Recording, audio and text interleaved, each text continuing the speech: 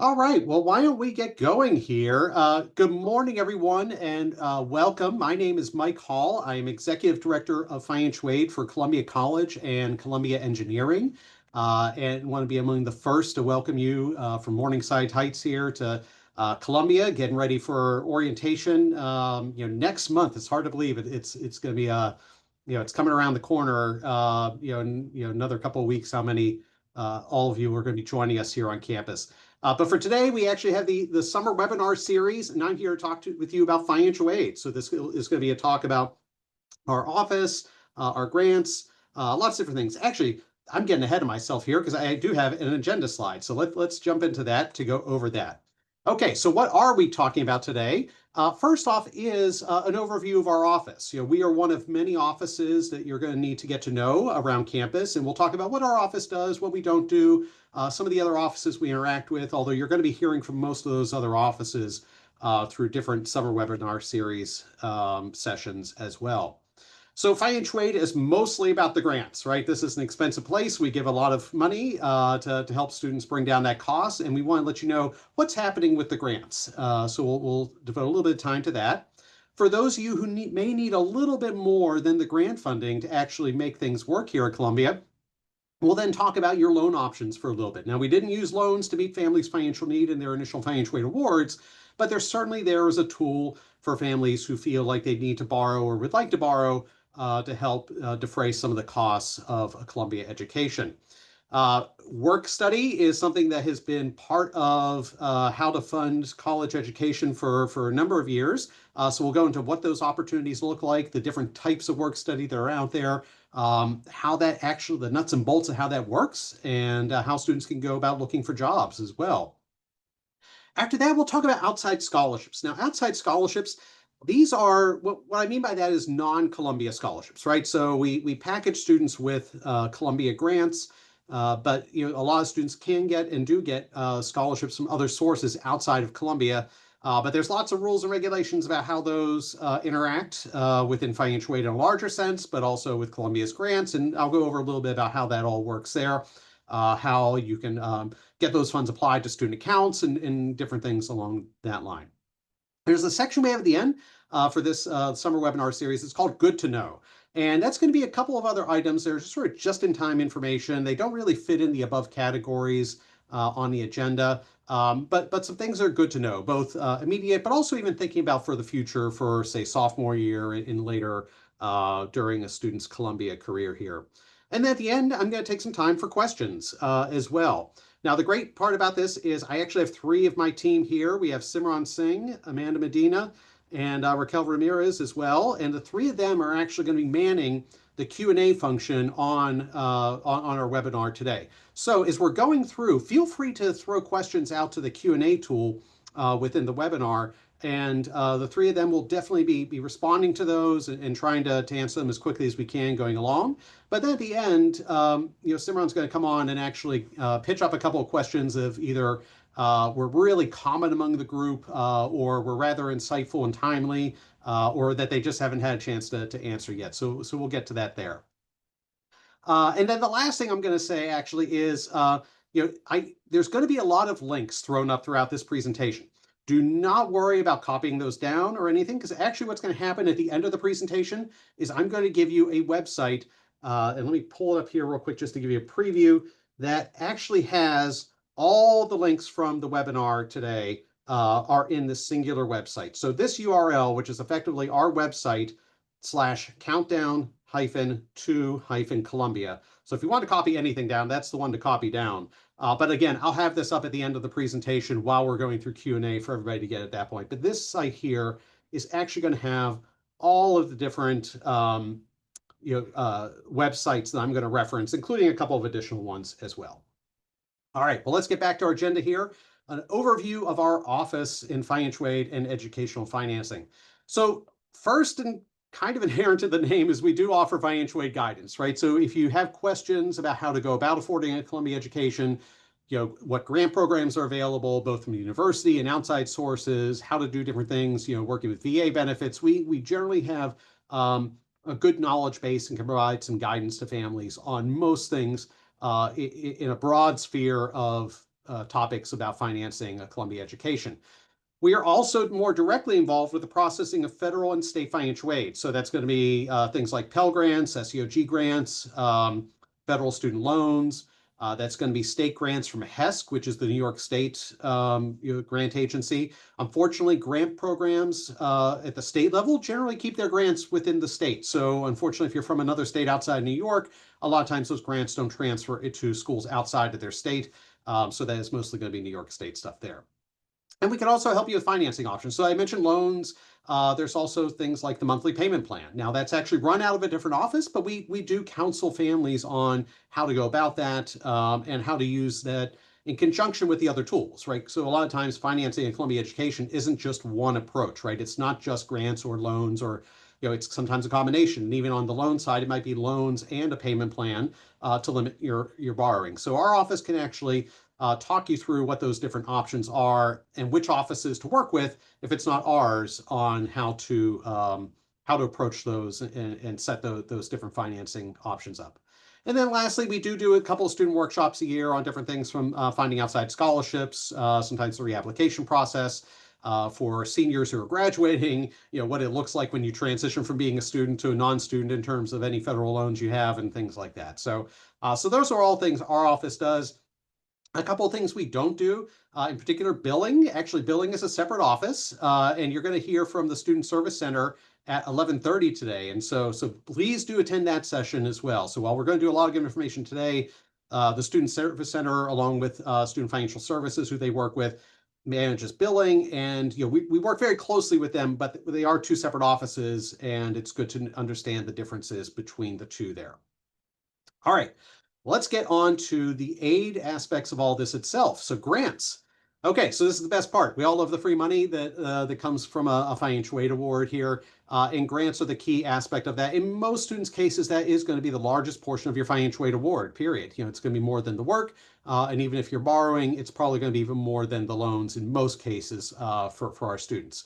So the key thing I want you to take away from this slide is that your grants that were in your financial aid eligibility letter or your offer letter, those are automatically going to show up on the bill. And we call it the e-bill from here, just for some nomenclature from a while back. It still is called the e-bill. But the key thing to remember is you do not need to do anything for your grants to show up. So that's a big thing. What do I got to do? Do I have to accept them? Do I have to fill out more paperwork? And the answer to that is no. Not unless we reach out to you. And so we'll certainly do that. There may be some students where there's something called federal verification or some other items we need to do to get grants to show up on their bill. And we will reach out if that is the case. But the bills will automatically show up on your e-bills when those come out next month. Okay. The other thing is, keep in mind, is that the bills are separate from what we call the student account, right? So this is something more the SSC is going to get into, but in some ways we actually have to formally disperse the funds as well. And that actually happens during the first week of classes. So if a student's aid, including all the loans and outside scholarships and everything else, sort of exceeds the billable costs and they're eligible for a refund for things like books and supplies, that all has to wait until the funds disperse for that to happen. So that's a more advanced topic for those who have financial aid that's covering their entire costs here at Columbia. And if that's the case, you could certainly reach out to us and we'll talk to you about it. But the key thing is that most aid doesn't actually disperse until the first week of classes, but it will automatically show up on your bill. Okay, so grants, pretty easy, straightforward. Let's start talking about loans. As I mentioned previously, our office did not use loans to meet financial need, which means more grant money in everybody's pockets there. But loans are an option for students who and families who do feel like they either need or want some additional options to finance their education. So first up is the federal direct loan. For those of us from a later generation, this used to be called the Stafford loan, but now it's just called the federal direct loan. So the first year, students are eligible to borrow up to $5,500 through this loan. It comes in two different varieties, a subsidized loan or an unsubsidized loan. And that really depends on what happened with your SAI on your FAFSA and how that interacts with the rest of your financial aid. In short, a subsidized loan does not accrue interest while a student is enrolled, where an unsubsidized loan, it's like any other loan you would think about. Yeah, as soon as you borrow the money, interest starts building up on that loan. But the subsidized version, if you're eligible for that, is nice because you can borrow that money in freshman year and there's no interest building up at all the entire 4 years that you're at Columbia until you're done. It does start once you are actually done with your studies, but then the time while you're enrolled at Columbia, there is no interest on subsidized loans. Well, speaking of that interest, what is the rate for next year? So for loans for the 25-26 year is a fixed interest rate of 6.39%. Okay, so it's not that bad. It's certainly I think a lot of us have gotten used to lower interest rates of late, but it also for what is called an unsecured loan, right? So keep in mind there is nothing being put up collateral for this loan. You're not putting up your house or your car or anything else as collateral. Is an unsecured loan, and also this is a loan that students can get in their own name only, regardless of their credit history. So there are some regulations to prevent some students from getting this loan, but most Columbia students are able to get this without issue there. Oh, and then the last piece about this, repayment starts 6 months after graduation or after the student's no longer enrolled in school, at least half time. So if you decide to go get a graduate degree, you can have this loan even deferred later beyond that. The only real trick with this loan is you can only borrow $5,500 in the first year. That eventually gets up to $7,500 by the student's senior year, but it's not a lot of money for families who may need to borrow a little bit more, but it is a good loan there. It's actually a great way for students to start building credit. For those of you who may need a little bit more than that, there is the Federal Parent Plus loan. So while that first loan, the Federal Direct Loan, was in the student's name only, there is a loan called the Federal Parent Plus loan that, implied by its name, is in the parent's name. So this is nothing to do with the student in terms of credit. This is entirely in either one or either of the parents. You generally don't have two parents on plus loans, it's just going to be one. This loan does require a credit check, but I could tell you that the credit check, it's just effectively looking to make sure you don't have a bankruptcy or severe negative credit history. As long as that's the case, you at least have no negative major marks on your credit report there, you're going to be approved for a Parent Plus loan. And you can actually borrow up to the cost of attendance minus any other aid. So the cost of attending Columbia, think about that. And that number does include things that we bill for as well as that we don't. So you take that total cost, you subtract any other financial aid. That could be grants, that could be other loans, could be work study. And subtract those other things, and whatever is left is the maximum amount you can borrow through a Federal Parent Plus loan, at least for this year. And so really it's a way to cover all the costs for this year. There's changes coming next year, but let me get through talking about this year first, and I'll get back to that. So for the coming year, the interest rate on this, it's a little bit higher than that Federal Direct Loan. It's close to 9% for the coming year. But again, this is an unsecured loan. There's not going to be any liens placed against your house or car or anything else with a Parent Plus loan. And repayment with this one actually is a little bit different. It does begin as soon as the loan has fully dispersed, which is usually going to be in the spring term if you do a fall spring loan for the full year. The key thing with this loan, though, is that you do have the option of deferring payment on the principal until after the student's done with graduation. So if you do want to sort of make interest-only payments while the student's enrolled in school, you can do that. But the default is that repayment will be in full for the full loan, as soon as that second disbursement hits in the spring semester there. Okay, now I mentioned changes coming in 26, 27. And generally, I don't like to talk about future years just yet. But with this one, we're still trying to figure out what exactly the implications are. So there was some recent legislation passed, regarding a lot of different things. But one of the things it did was make changes to the Parent Plus loan program. So starting in 26, 27, parents are only going to be able to borrow up to $20,000 per year per student. So if you have multiple kids, you can borrow $20,000 for each student, but if you just have one student, you could just borrow $20,000 for the year for that student. So that's one thing, but there's also a thing that says that parents are only going to be able to borrow up to $65,000 total for each student. So if you're thinking about borrowing a large amount for a plus loan, we're still trying to figure out what the regulations are going to be about how exactly to calculate. Do all these prior loans count against that limit or not?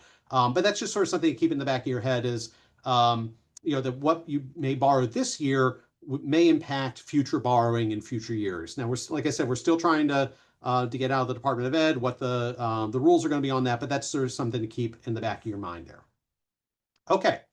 Well, how do you go about applying for these loans? And let's maybe even talk about private loans for a hot second here as well.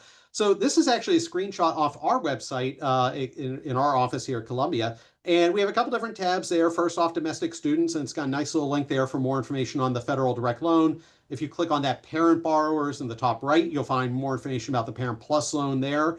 And these are going to give you, nice step-by-step directions on how to apply for these loans. They're actually, I mean, the Federal Direct and the Parent Plus are actually pretty straightforward and easy to do in terms of applying for.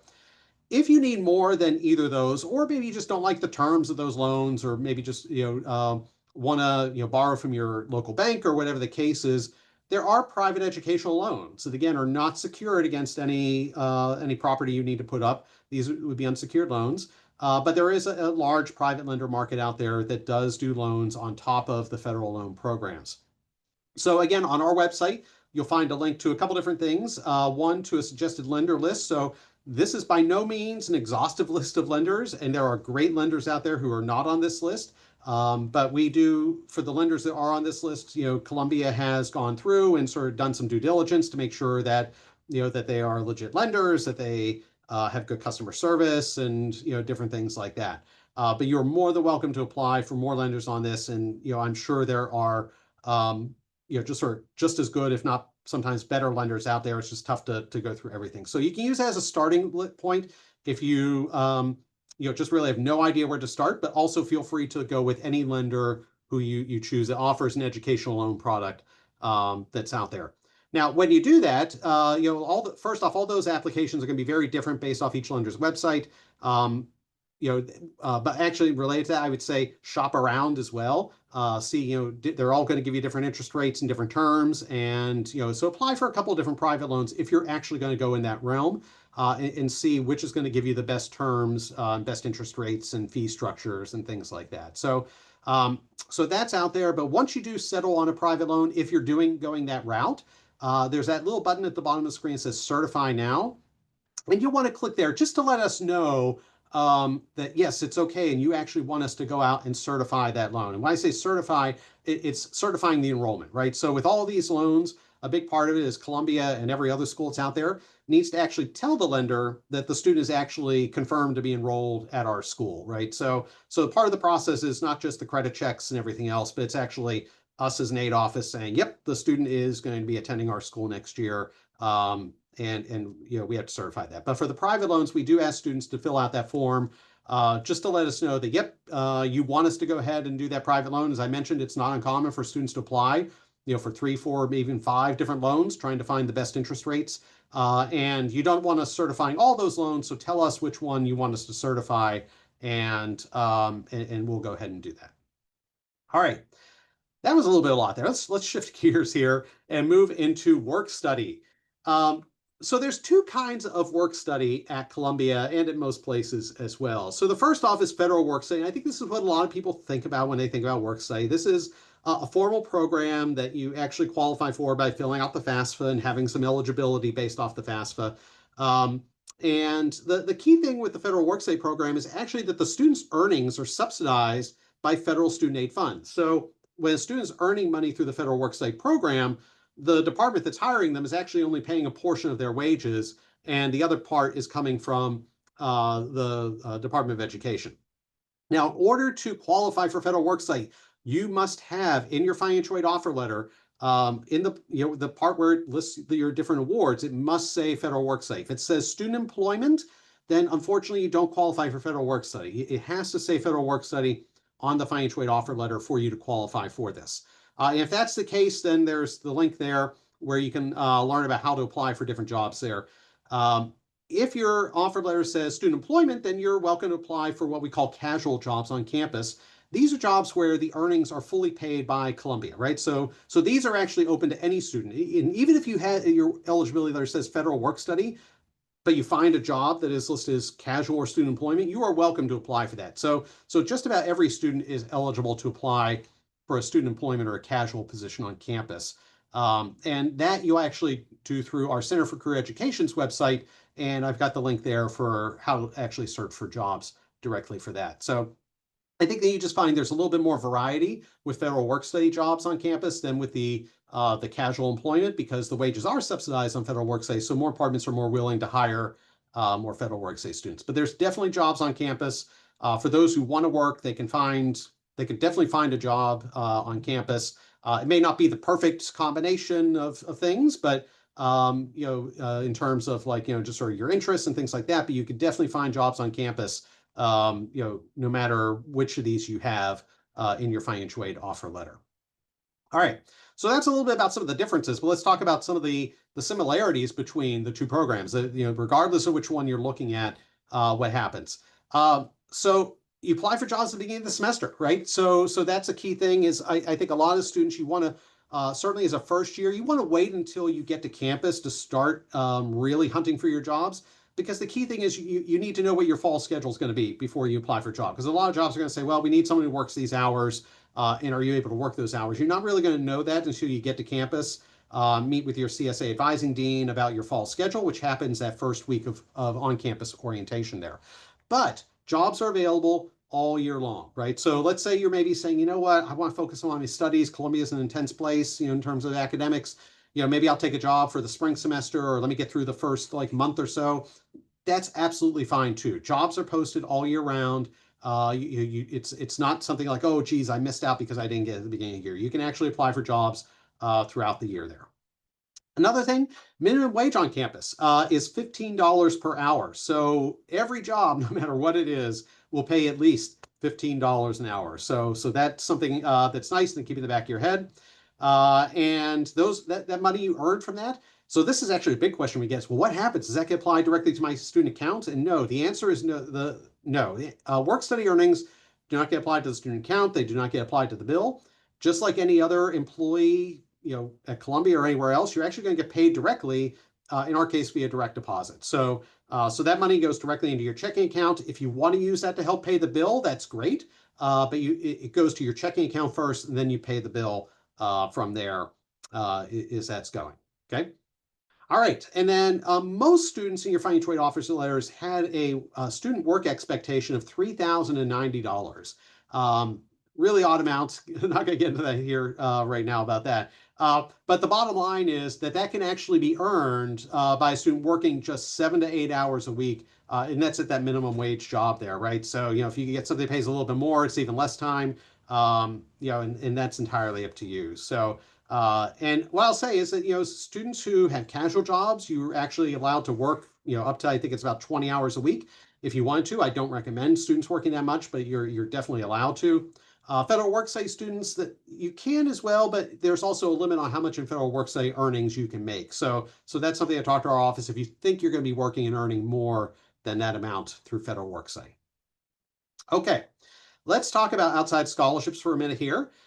So these are outside scholarships. This is a big topic. There's lots of these. Everything from traditional scholarships, from your neighborhood Rotary Association, to national merit, to VA benefits, to parents' tuition benefits from employers. There's so much that gets covered under the umbrella of outside scholarships. So first off, our website has a lot more detailed information that I'm going to be able to go through about those different varieties and flavors of things when it comes to outside scholarships.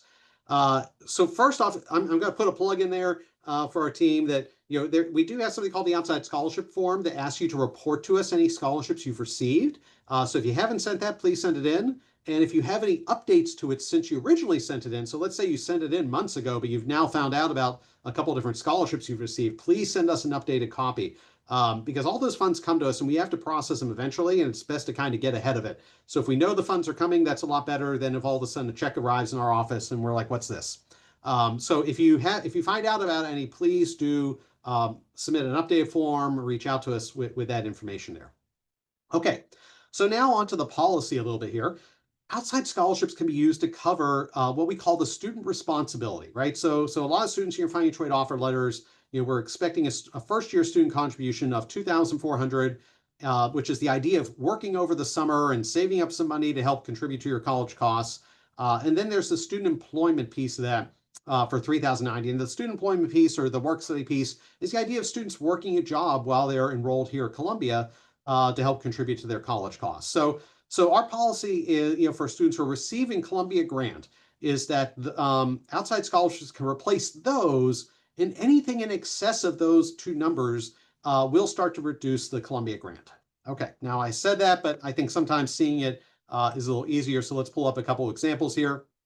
So, first off, we have, the total number here. You add these up, it comes up to about 5,490. So let's say a student is bringing in a scholarship of 3,500, maybe one, maybe two, but the total is 3,500. So in this case, that's going to completely wipe out the student contribution. We're going to take that down to zero, and then we're going to reduce the student employment to by 1,100. But because it doesn't exceed these numbers here, what that means is it's great. You get that 3,500, it's tacked on top of your grants, and it just really lowers your bill there. Option number two, right? So in this case, a student is actually going to have their Columbia grant reduced, but our office will work with you to help reduce the impact of that. So there's a couple different things we could do. We actually have an option for using the funds for an actual laptop, computer purchase. That's something a student can do every other year if they have that much in outside scholarships. We also work with students to figure out, like, okay, well, let's say maybe they're getting 8,000 that first year, but that's all they're going to be getting. They're not going to get any in subsequent years. So we'll say, well, maybe you reserve some, you ask some of the scholarship agencies to push some of this back to later years, say sophomore year or junior year, things like that, where you actually are under that cap every year, and that can help you maximize it. So we're certainly open and happy to help students in figuring out how to maximize their outside scholarships and how that's going to help them the most within the policies and procedures we need to follow, both by Columbia as well as the Department of Education as well. All righty, so I think that's it for outside scholarships. Let's move on to good to know. So first off, financial aid offer letters. So up to this point, all your financial aid offer letters said, well, these things are estimated, right? Our trustees, it's pending approval of tuition and fees by our trustees.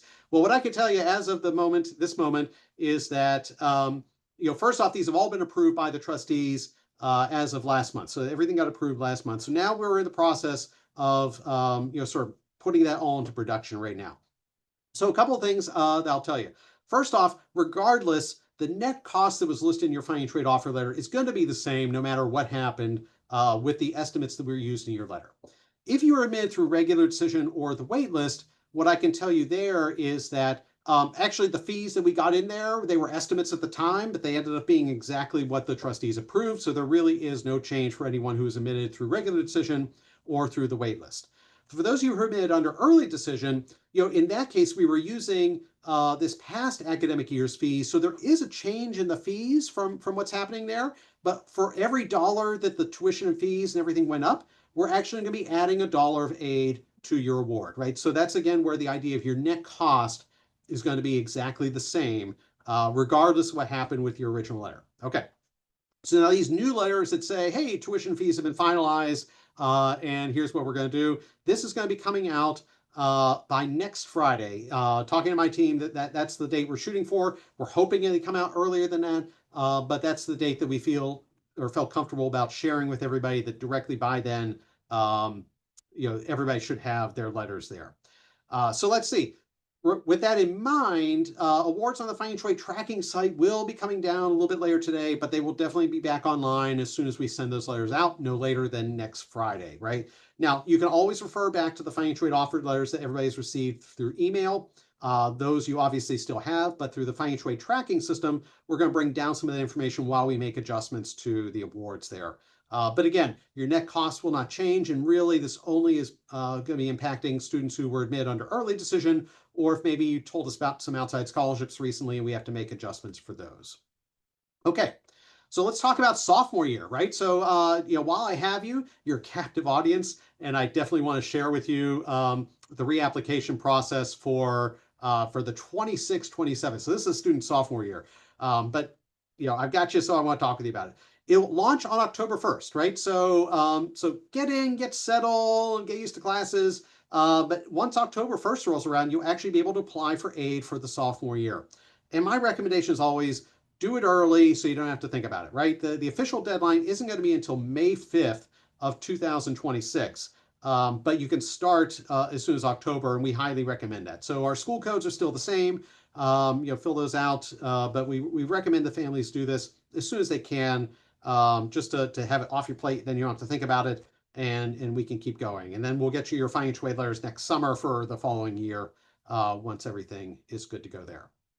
Okay. Some other things, the health insurance waiver. Now, this is something that Columbia Health is going to talk about a little bit more, but this is one of those big things our office sort of finds families sort of grappling with in different ways with regards to the bills. So health insurance is not something we're really taking into account when we calculate financial aid for most cases, but it is something that if you do not go through this waiver process, Columbia Health will charge you for Columbia's medical insurance, and it is not cheap. We're talking like, about close to $5,000 a year for it. So this is something, the waiver actually goes live today, and you have until September to get the waiver requests in for Columbia Health to review this. And what I'd say is, as long as you have health insurance through your parents' employer or something, you're going to be able to get this waived. And even if you're not sure that it'll be waived, it's worth going through the process to see if it can be waived. If it can't be, then that might be something, especially if you're a student with a very low parental contribution, a lot of grants and awards, then reach out to our office to see how we can potentially help you there. But getting this waived is important, and it's a key thing, and otherwise it could cost you about $5,000 more than if you didn't go through the waiver process there. So definitely take a look at that and get that submitted. Again, Columbia Health will go over it in more detail, but that's something in preparation for the bills you want to do. Couple other webinars coming up. So today we got them jam-packed. So we were here at 10. At 11:30 is going to be billing and student services given by the team at the Student Service Center. So they're a great office that we work closely with. But that is the group that's going to talk with you about the bill, about how actually to make payments. They're probably going to talk about the monthly payment plan a little bit and things like that. And for those of you who are first-gen or low-income students who are admitted to Columbia, there's actually a webinar just for you at 1 p.m. Today as well. So the billing and student services, I believe, is open to both students and parents. The Fly one at 1 p.m. is only open to students who are interested in attending that one. So, all right, and I mentioned I'd give you that link again. So that website I brought up earlier, the cccs.financialaid.columbia.edu, that is our website. So if you go to our website and then do /countdown-2-Columbia, that will get you to, again, this page here that has all the different links, everything from federal work study, the loans links I talked about, outside scholarships, some of the billing links, even stuff I haven't gone over yet that's in the SSC one that will be listed here, applying for aid, the Columbia Health waiver, that's all there. And then lastly, it also has how to get in touch with our office. So we are in Lerner Hall at the corner of 114th and Broadway in New York City. So feel free to see us on campus. If you need to call us, our number is there, as is our generic email address for the office as a whole. But you could also do appointments with us, and we do appointments both in person and virtually over Zoom. So if you're, obviously an enrolling student, feel free to make an appointment anytime. So if you needed to make one, the next week or two, absolutely. If you needed to make an appointment in the middle of the semester, go ahead and do it. And we've got a nice picture of our team there on the left. So that's the team that's helping you and figure all this out. And we're all here to help, include in addition to Simran and Amanda and Raquel as well. All right. And with that, we'll move on to questions. And again, there's that link to copy down. The one link to copy down is listed right there. But it is time for questions. So Simran, I'm going to ask you to come back on and, and hit me with some questions. Okay, yeah, so some good questions here. I think some surrounding kind of the student responsibility, work study, and how to kind of determine whether you're eligible for federal work study and or casual work, as we call it. So I think if you could talk about that a little bit more, and then maybe separately, maybe discussing how the student responsibility might not necessarily be billed. It isn't billed separately from the parent contribution. I think that would be helpful for folks to understand. Got it, sure. So first, let me talk about the difference between, or reiterate the difference between federal work study and casual. So federal work study, you must have it in your financial aid offer letter. If it is not listed in your financial aid offer letter, you're not eligible for federal work study. So we do everything we can to give it to everybody who is eligible, and we do. But unfortunately, just because of where, it may be because you have too much in grants compared to what the federal government believes, you might be eligible for. There could be other eligibility issues, but if you're eligible, we've put it in your financial aid offer letter, and you have to have it there to be eligible for federal work study. Now, anybody, whether you have federal work study, casual, it doesn't matter what's listed in your financial aid offer letter, as long as you're eligible to work in the U.S., you're eligible to apply for a casual job there. So that's with that one is if it's a casual position, by all means, most students are eligible to go ahead and do that as long as they've got work authorization, U.S. citizen, permanent resident, or international student work authorization.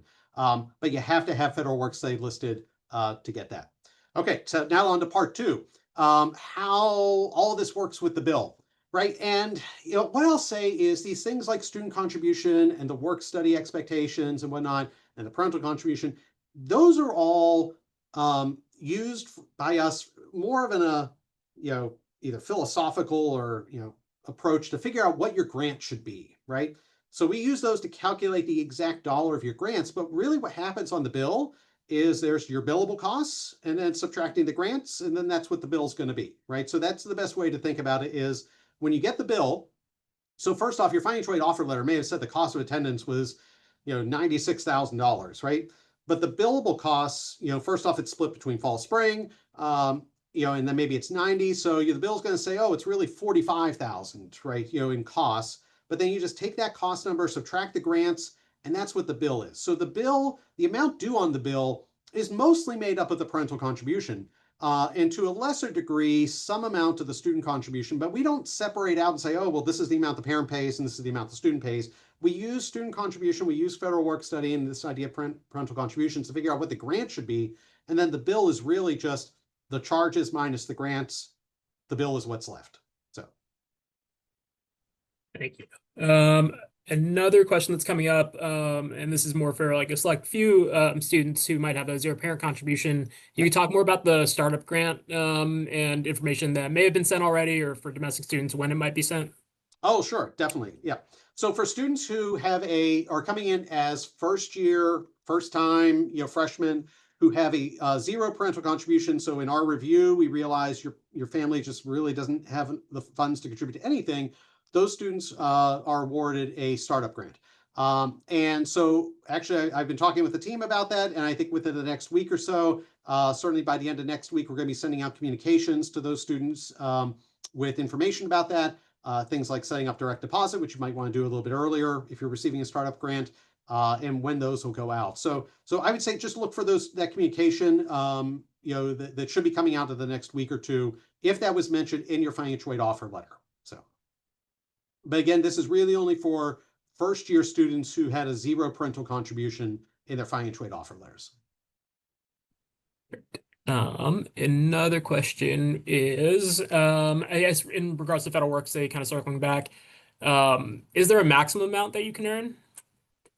Yeah, so that's a great question about federal work study. Is there a maximum amount you can earn? Well, I'll say is you can at least earn what we put in your financial aid eligibility letter. If that number was something less, I'll put it this way.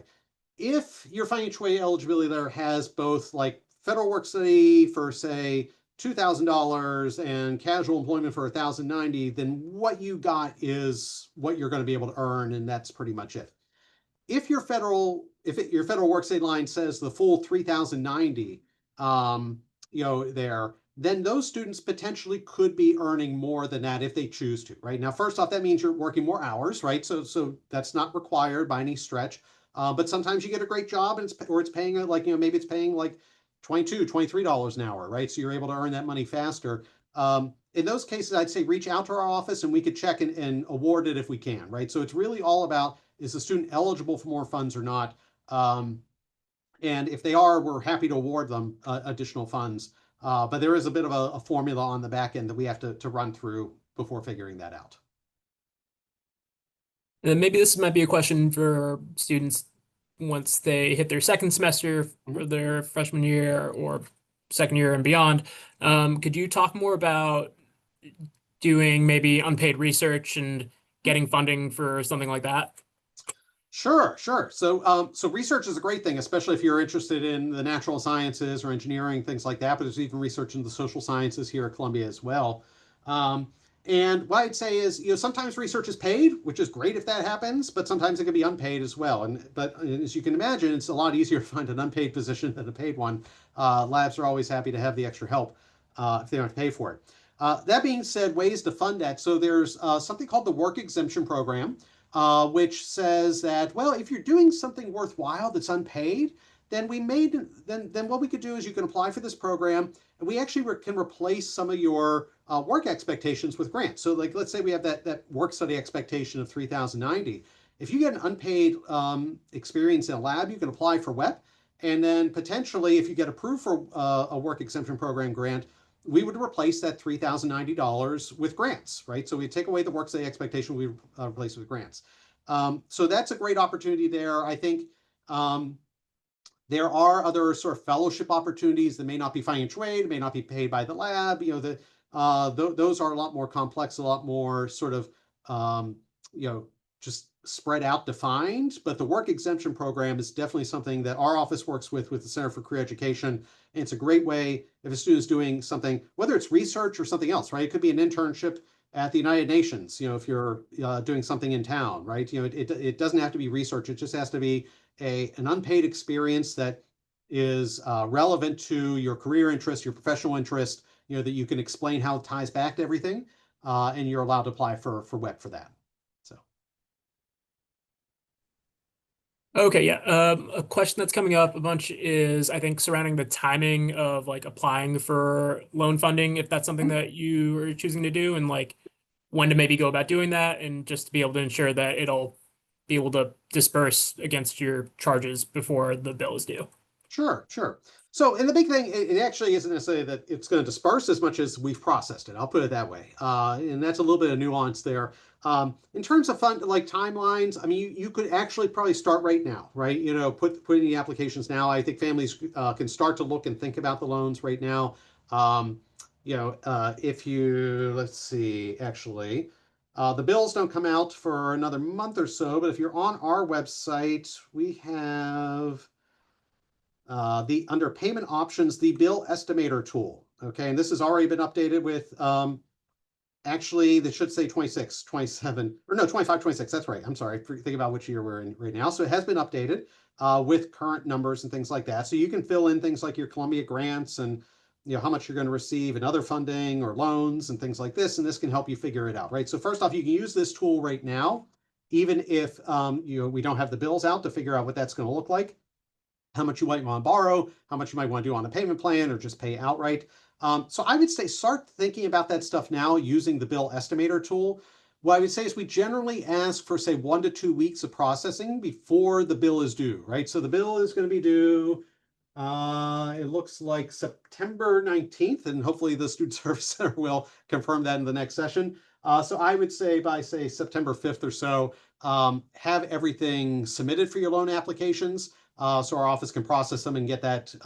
The funds may not disperse before the bill is due, but we'll certainly have processed it, and the billing office will know that those funds are coming, and you'll be all set there. So anytime now between September 5th, I think it's going to be fine in that regard. Okay, I don't see any more kind of frequently asked questions. Just checking our chat to see if there's anything else to ask. But no, yeah, I think if there's any closing thoughts that you have, you might be good to go. Yeah. Well, we've certainly covered a lot. What I'll say is, we have, well, geez, let me get the right screen here back. Our office is here, and, feel free to reach out to us if you've got questions. And also, I'll just sort of say, we are excited to have you here, part of the Columbia family. Orientation's a great experience when everybody comes down to campus for that first weekend there. So looking forward to seeing everybody then. But if you have questions in the meantime, by all means, reach out to us. The phone number, the email, schedule a virtual appointment, or if you happen to be in the New York City area or on campus, you can schedule an in-person appointment as well.